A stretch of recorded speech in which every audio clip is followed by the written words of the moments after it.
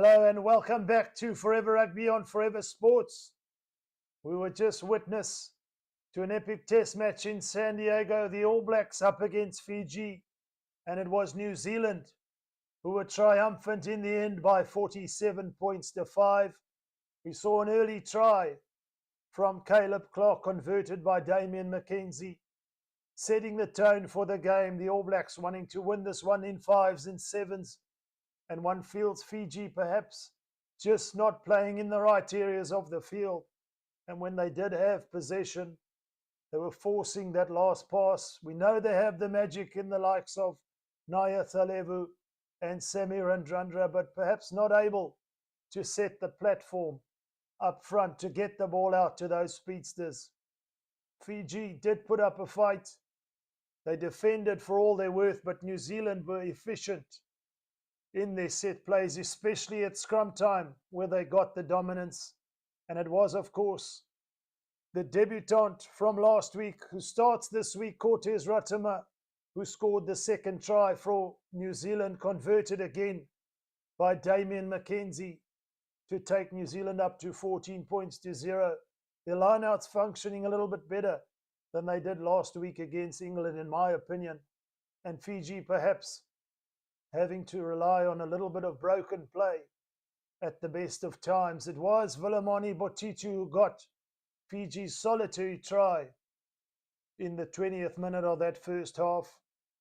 5 points they got there unconverted, and 5 is what it stayed because they only scored one try. It was New Zealand who got a try. Their third try, should I say, via Billy Proctor making his debut to take it up to 26 points to 5.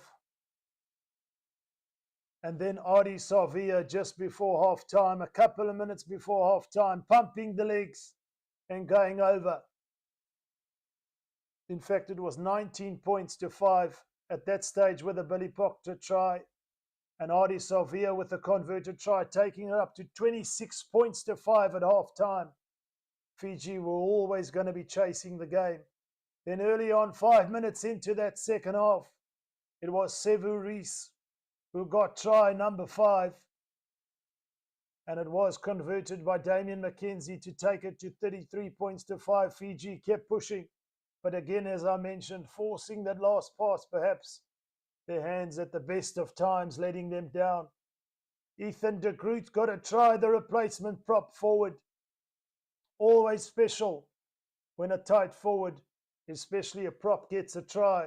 Converted by Damian McKenzie to take it up to 40 points to 5. Fiji kept trying, kept shifting the ball, but the New Zealand defense was on point.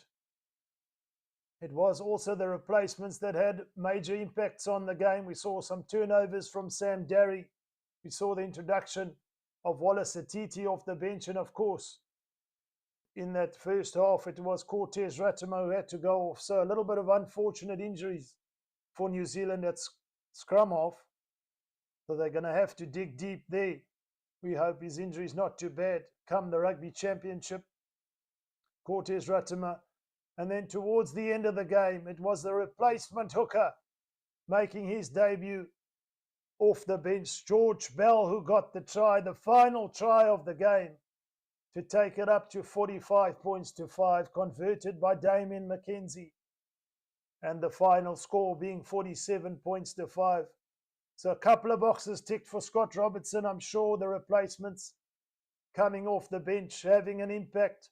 We saw Billy Proctor with his debut scoring a try. We saw George Bell with his debut scoring a try. Of course, Cortez Ratama, before he went off, scored his first international try, and this being his first start in an all-black jersey. The likes of Narawa, perhaps, his hands letting him down, the replacement winger. But more answers than questions, I'm sure, this time around for Scott Robertson.